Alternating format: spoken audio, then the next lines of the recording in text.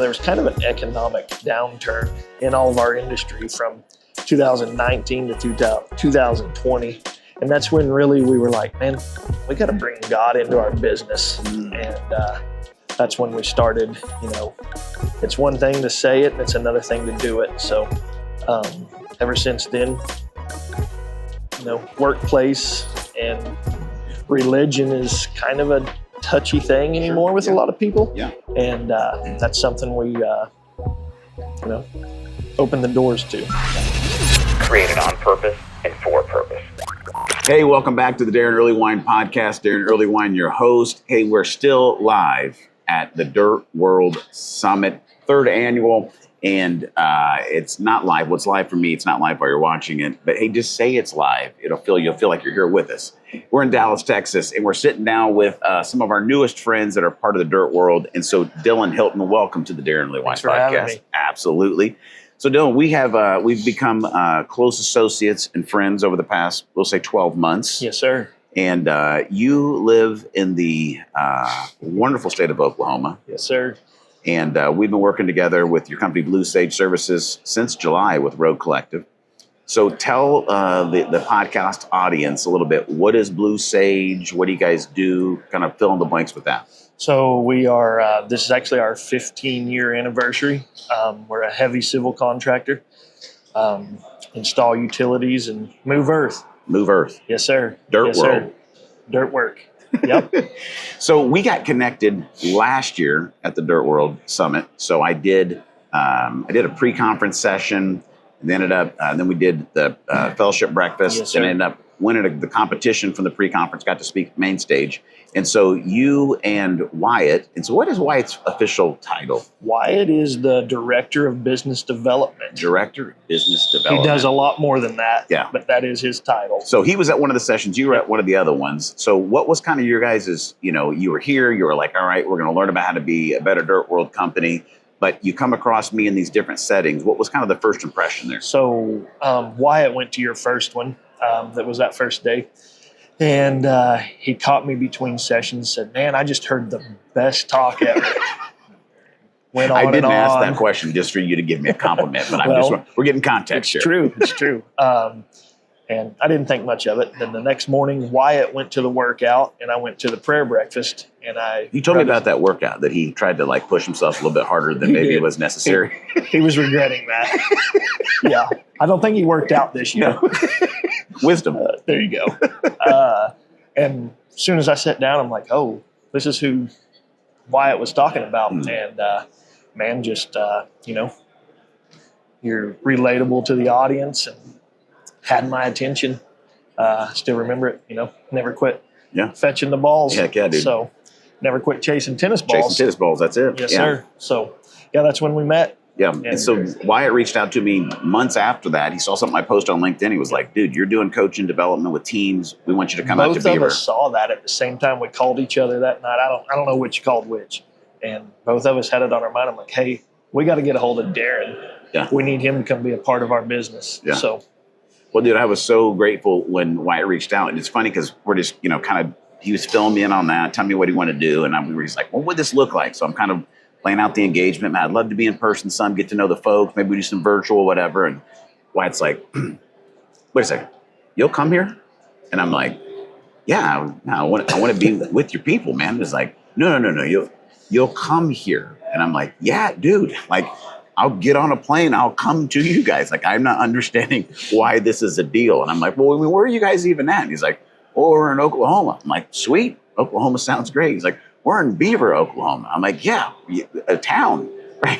hadn't pulled it up on Google yet.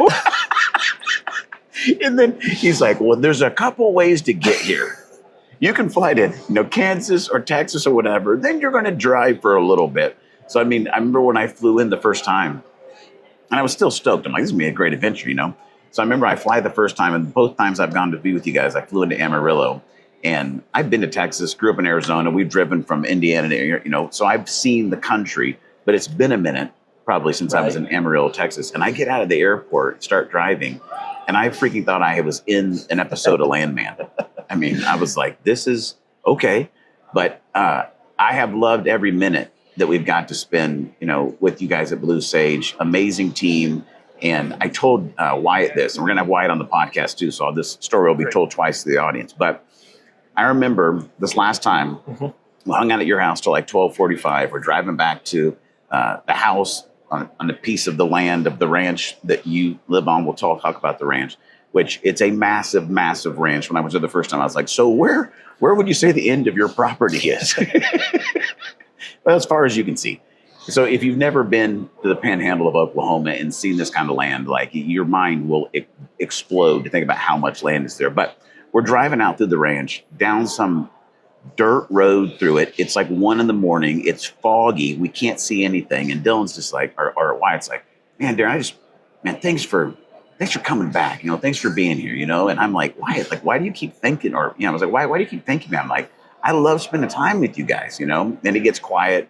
And then like my brain did this kind of like zoom out of body experience. And I was thinking, I'm like, I'm in a dude's truck. We're sliding around in a dirt road at 1 a.m. We can't see anything because it's foggy. We're going to a house that they bought from some grandma. No one's ever been there. Wyatt's never been there. I've never been there. I don't know what house we're going to. Like, we don't even know really where, what's in the house, all these things.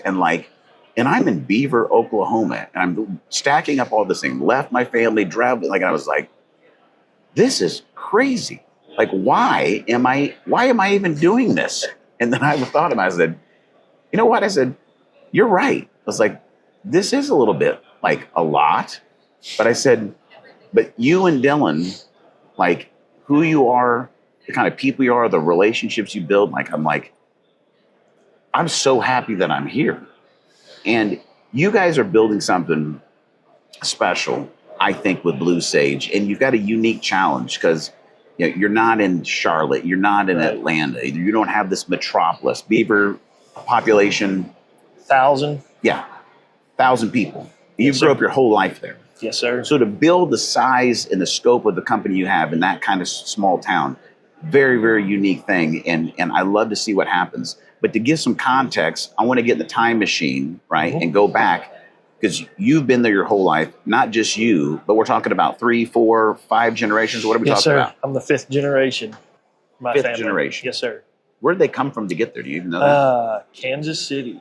Okay. Is kind of where my great-great-granddad left from to come to our area. So what took him out there? And I think opportunity. He was 14 years old when he left his home. Shut up. Left his parents. Yes, sir. And it was in, I'm going to say 1890, early 1890s. So they're like getting on a horse and wagon and going to Oklahoma. Yes, sir. And they stopped in Beaver. They did. They did. So what has the family been doing? What have they been a part of for 5 generations? Man, family, like every family, had their challenges, been through, the Dust Bowl was a huge thing. We're right in the epicenter of where the Dust Bowl took place. So gained land, lost land. How family is, you split things off. There's been lots of family dynamics that have gone through back and forth over the years. Mm-hmm. It's been a pretty cool legacy. Yeah. What's been the family occupation through all those years? Mainly farming and ranch and agriculture. That's about all there is out there. Okay. In the 50s to 70s, there was a little bit of an oil boom in our area. And that since then has died off really in our area. But there's a little bit of oil field. So. Okay. Yes, sir. So I remember when I was there first, Wyatt was telling me some stories because your father had a major impact on Wyatt's life, was a major mentor of his and changed his life in pretty powerful ways. He was telling some stories about your dad there was, I don't remember what year it was, but there was massive wildfires in Oklahoma. When was that? 2017. Okay. March 6th. Okay. 2017. And he's telling stories about with your guys' ranch, what your dad did, that you guys basically almost became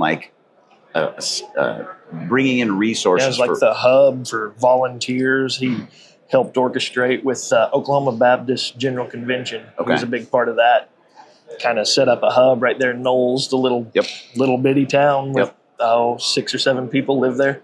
and just set up a hub for volunteers to show up, donated supplies. I mean, we had hay coming in from like Michigan, all over the country, stuff from all 48 states. It was wild. And that was basically just to resource farmers and ranchers and people that were all over there that everything had been burned. It was devastating, man. It burned like, I'm going to say 1.3 million acres in a matter of 8 hours, probably. Shut up. Most of that was done in probably 4 or 5 hours. Just the winds picked it up and every day was like 70, 80 mile an hour winds and not zero, but like 2 or 3% humidity. One of those horrible spring days. So devastating. Wow. But that spoke to me, Dillon, because it was like, I love stories. Yes, you know what I mean? And I love seeing, man, how has God been at work in an individual's life, but even like in a family's life? And it's like, it's not every day you're like, I'm standing in a ranch in Beaver, Oklahoma, where there's been a Hilton there for 5 generations, right? Developing the land, developing, the community, the economy, working to save and restore people's lives after what it's a phenomenal story. And in the context of that, you've done a lot of different things, but in the context of that, you launched Blue Sage Services, and now it's kind of like this next generation, bringing this up. Talk to me about is that something, because I love talking about people's dreams and kind of finding God's purpose for their life. So we're in the time machine. We're talking to, 17-year-old Dillon Hilton, right? Yes, sir. Was this the dream? Where did you think your life was going? What did you think the trajectory was? I always loved equipment. What little kid doesn't like to see a dozer or all the big equipment? But really, I was farm and ranch, man. I was either on a tractor or on a horse growing up. And so graduated high school in 2007, went to work for my dad and granddad on the family farm and ranching operation. And I have a brother that's 4 years older than me, and he graduated college same year I graduated high school, and he kind of took the managing the ranch side of things with all the cattle, and I took care of all the farming. And fast forward to 2010, extreme drought in our area. So very bad. We had to get rid of most of the cattle. It was like very bad. Had to lay off quite a few of our hands. Wasn't a good situation. I decided, hey, I need to kind of do something a little more stable. And, it was kind of like you talk about the death of a dream. Yeah. There was a point that I'm like, man, I got to give this up and move away. Really? And I really did. I, didn't wash my hands of it, but I got to get away and figure something out for Dillon. And that's when Blue Sage Services was established. So but you didn't move away, did you? I about an hour away. I moved away to Woodward, Oklahoma, which is about an hour away. Okay. Mainly for a workforce. It was kind of the central hub of an oil boom going on that direction. Okay. So, yes, sir. So you launched Blue Sage. What was the first iteration of it? What was the main focus? Man, started out just welding as myself, just chasing drilling rigs mainly and welding. And then we also built a lot of oil field facilities, different things like that. Okay. It was probably, I'm going to say 2 weeks into it, I started hiring some help. Had the first employee 2 or 3 weeks into it and just kept going and going. We'd get a customer and they'd say, hey, can you do this? I don't say no very well, which I've learned is a good thing and can be a bad thing. Yeah. That's kind of the first iteration. So how has it grown to where you guys are more in the heavy civil side of things? And I mean, where did that kind of develop and change? That wasn't very far down the road. I'm going to say 2 or 3 years. We were more like in the oil field. You call them a roustabout. We had roustabout crews that are building all the oil field production facilities and just general labor, different things that need to be done.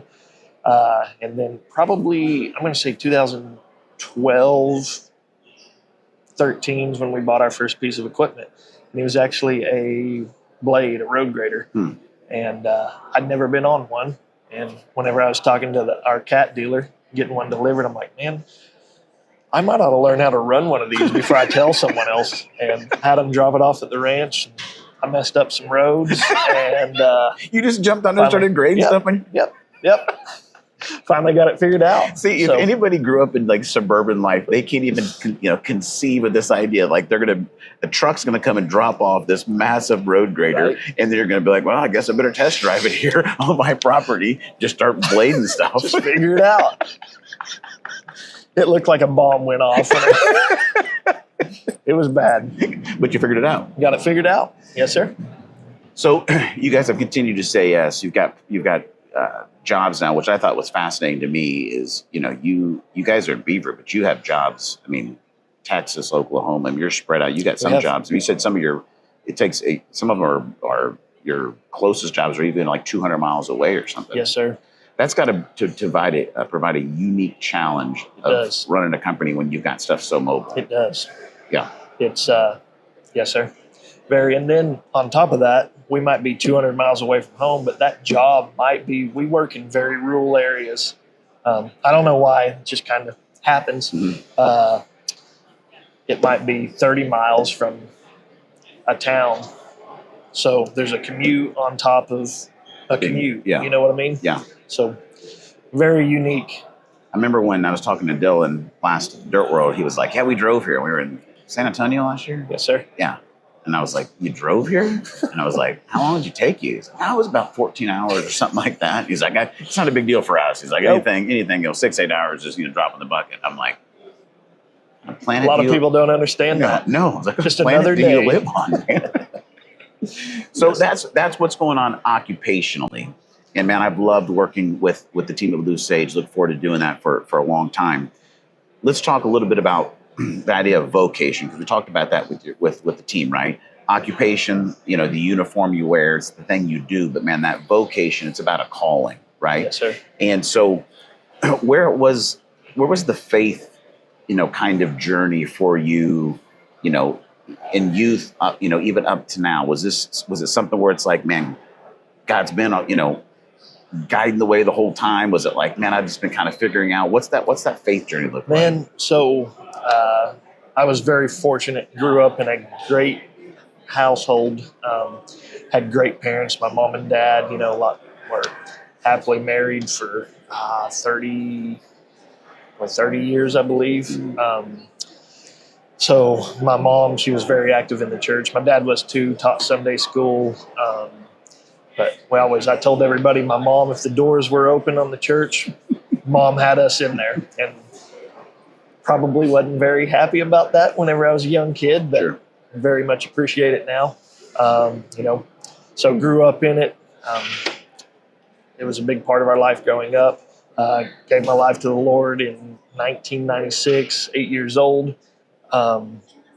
Fast forward through school. Man, I had a real close tragedy. My best friend got killed leaving my house on a motorcycle on my 16th birthday. And that probably caused some problems with my relationship with God. Yeah. I was mad for a few years. Yeah. Then it had a couple things happen in our church. Like, you hear that story all the time. Yeah. Some things happen in church.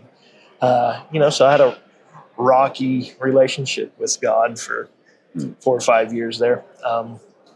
Fast forward back to Jordan and I get married in 2015. And, it was still important to me. It wasn't like I just turned my back. I just, had a little distance. Yes, sir.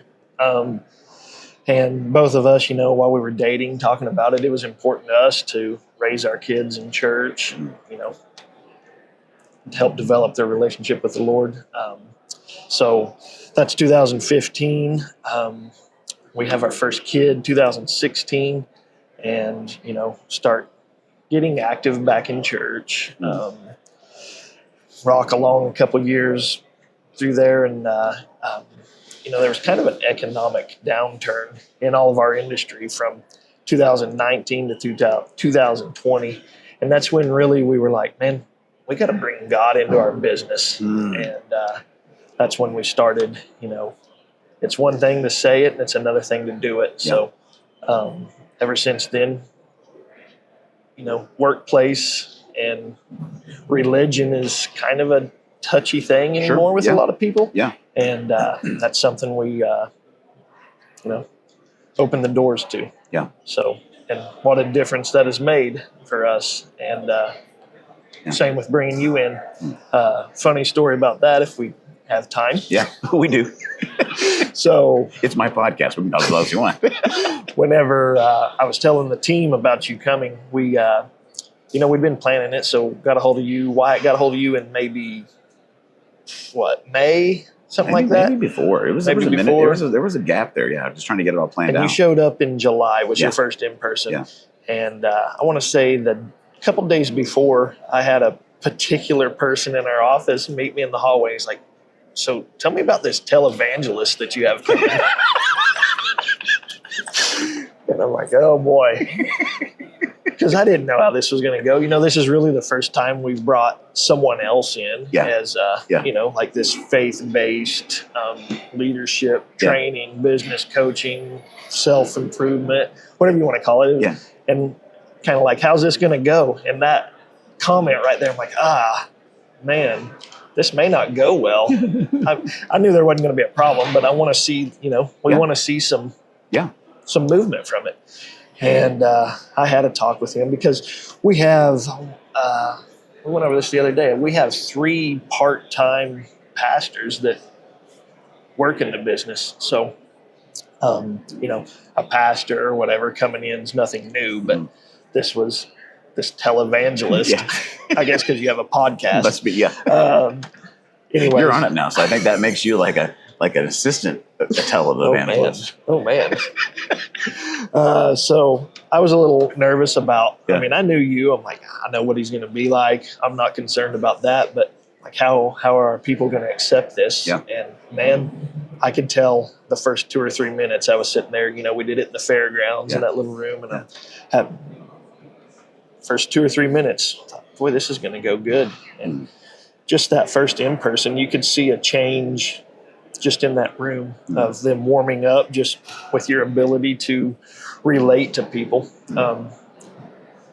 It's made a huge difference in our business. I know you've seen it firsthand, and you're just getting to know these people. Yeah. So, well, it's funny because I had some of the same apprehensions, because I'm like, man, I don't know, like Beaver, Oklahoma. Yeah, like the spiky herd, dude's going to show up and like, from Indianapolis, what's the deal? And you know what I mean? And I don't, and over the past, just vulnerably, the past couple, 3 years of stepping more into and God opening more doors in the dirt world, like, I don't know jack about it. You know what I mean? I'm not like, a dirt guy, Now I thought it would work because I'm like, okay, what I know about it seems like construction work. Like they work hard. I like that. Like they love America. I like that. Like they probably like steak and potatoes and like all of that. Like they're probably huge NASCAR fans. Like check. I'm like, I think I can pass, right? But going to Beaver, I'm like, I don't know what's going to happen. And like walking into the fairgrounds, I'm sure most people that were skeptical about me, like I'm just looking around and oh, you could see them making eye contact with each other. I mean, I'm pretty observant. I sit in the back and I'm watching all this go on. Oh boy, here we go. Well, this thing that I love, man, is like some of the guys that, when I just by appearance, this is a big, manly looking construction worker guy, he's probably going to freaking hate my guts, And some of the guys are, on the surface, they can be a little rough on the, the little bit of it, it's like a peanut M&M, you know what I mean? Like hard shell, right? But, some great stuff in the middle. And what I've loved over the past 5 months, man, is like, I got to have a one-on-one when I was in person last time, with one of your guys, and we didn't get their permission to talk about him on the podcast. So they'll rename, we'll remove the names to protect the innocent. But when I first day, I was like, man, this guy's going to hate me. And like, all of a sudden he's opening up and we're having this deep conversation about, what he wants to do in his business, what he wants to do in his personal life, how he wants to grow. And at the end of the conversation, I just had this sense, I'm like, dude, I genuinely care for him. And I think he genuinely cares for me. Like there's a trust here that's been built. And I love seeing that with your team. And I'm excited to see what begins to happen for the next 6 weeks, the next 6 months, like the next year, of the way they begin to understand and trust each other. And then what I'd love to see with them is, we went through the 4 core questions with your team, ask other people understand, who am I? Why do I do what I do? What do I do best? And where do I find my greatest passion? And man, just starting to see people see each other for who they are, know each other at a deeper level, start to care, I think, for each other. Discovering the 5 voices and how they all interact. And boy, that was eye-opening for me. There's always dynamics in a company. Yeah. And you wonder, like, why can't they work together? Why can't they get along? Yeah. And you dive into that, it's pretty obvious. Yes. Yeah. And them hearing it opens their eyes too. Like, that's why we can't really communicate effectively with each other. So, not even just spiritually has it had an impact on our company, just, mentally like that, relationally. Yeah. Well, dude, I've loved it. I can't wait to see, where things go. And it's an absolute blast. Like, I can't wait to come back to Beaver and just hang out. And you tried to help me kill my first animal, tried to take out some prairie dogs. We're not sure. 50-50 chance. I think you hit them. No, you don't. Don't lie in the podcast. You're confident I didn't come anywhere close to hitting the prairie dog. Had fun though, right? It was a blast. Now, the monsoon winds on this last trip it did get us a little bit. Took your chances of getting a coyote away. I know, but we're gonna do it. We're gonna have absolutely, and we're gonna make a big difference. And like you said this morning, the dirt world, the harvest is plentiful. Yeah. And this is you hit it on the head. These guys that, the big, rough, tough construction guy, they're really not rough and tough. It's just an image that has to be upheld in this industry. Yeah. So, along those lines, I want to ask you this question, Doug. You were half joking, half not joking. Last night I was in Beaver this last time. We're sitting around having a deep conversation about a discipleship movement. I mean, we're in the weeds. It's great. Right. And all of a sudden, some truck lights pull up outside the house, and I'm like, "Is the FBI here? Like, what's happening?" Like, because it's like 11 o'clock at night or something, right? And when I'm saying you couldn't accidentally find the house that we're at, right? Like, okay, you're going to go out to this, 100,000 acres of land, drive around, and there's a house in the middle of it. So this house pulls up and you're like, oh no. And you say to me, you go, Darren, I have an addiction. It's not to bad things. I just have an addiction to helping people. Just saying yes, that I can help people. And that's how these kind of situations happen. And it turns out there was somebody who needed a place to live for, something was happening in the family. They needed a place to kind of crash. And they were showing up to move in, for a portion of time into this house. Right. Talk to me about that, man, because where does that come from, you think, for you? Because you do, man. It's like, as the more I'm in Beaver, the more I talk to people, like, for you, it's not about, like, we're going to build the best company. We're going to make the most money. You're not against making money. You're not against having a great company. But where do you think that heart came from, like, man, I want to help people. I want to make a difference with them. Man, had a very good role model for that, and it was my dad. We used to always make fun of him that he always has to have this project, or we'd be like, oh boy, here comes Dad's project, the guy he's helping, whether it was a guy that would just show up and want to eat with us on a Sunday afternoon or whatever. So we were always around that growing up. And then, if you've been in the Bible at all, repeats itself multiple times. We're here to help people, right? Yeah. Help them for the good. Yeah. Sometimes that's harder than it should be. Sometimes we make it harder than it should be. Yeah. And it can be difficult. Yeah. Absolutely. But it's our calling. No doubt. So we, and it's not just me, my wife too. Yeah. Sometimes she looks at me like, are you sure we need to do that? And we obviously pray and end up agreeing that, this is what we need to do. Yeah. And I don't think it's in our control. Right. Yeah. Yes, sir. I love it. And I think this industry is full of that. Yeah. And I feel like that's what started to really become an impression on me of like, okay, there's something special here. And I'm like so stoked to be a part of it. And you know, people on the podcast that have walked this journey with me, they know, like, we've done Blackbird Mission now for 13 years. You know, we've done crazy ideas with pub theology and radio theology. We had tailgate theology for a while. Now we got dirt theology. And all of it has been trying to find ways to awaken people to become who God, you know, created them to be, but to do it outside the walls of the church, right? In the everyday spaces and places of life. And, you know, the vision going forward is we want to see Road Collective grow. We want to be able to impact and help transform companies. But, you know, and we're trying to figure out the on-ramp is how do we then get, you know, invite people if they want to come over to the Blackbird Mission side and be able to get in discipleship groups where, hey, we're going to help awaken you here, but then we want to equip you if you're ready to become a disciple who makes disciples. And man, one of the things that was so inspirational to me, Dillon, is that last time you and me and Wyatt, you know, and Jordan, your wife, and we stayed up till like 1 o'clock, almost like 2 nights in a row, and just starting to dream together of like, you know, in this, you know, I think the number is something like 10 million workers in the dirt world. Yes. You got a situation where in the next 15 years, about 40% of the current workforce is going to age out. Yes, sir.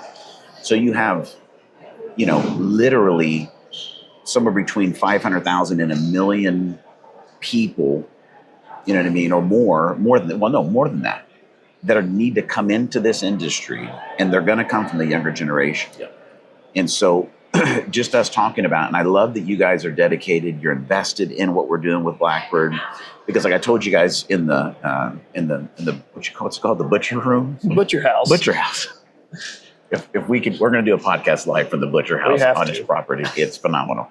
But that, like, I don't know the dirt world culture enough. I don't know what it means to work on, you know, on a crew. I don't understand the hours and what that is, but you guys do.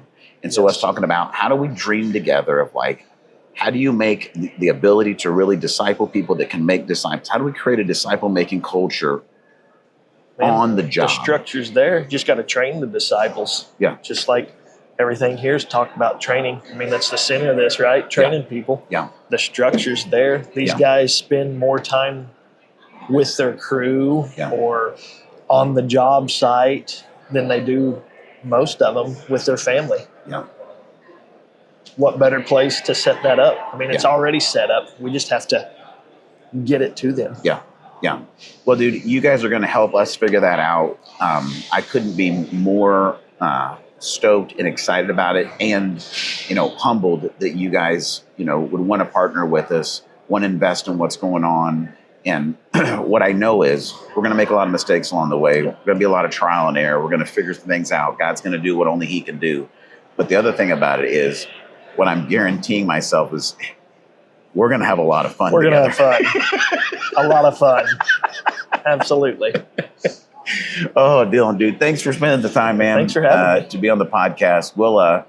We'll do another episode live from Beaver. Sounds great. That'd be. Look forward to it. Maybe like some action shots where I'm missing killing the prairie dogs. That's what we can do. Yeah, what if we do like a hunting documentary? Yeah, I like it. PJ, I think we could do like live camera shots with me trying to. Would be awesome.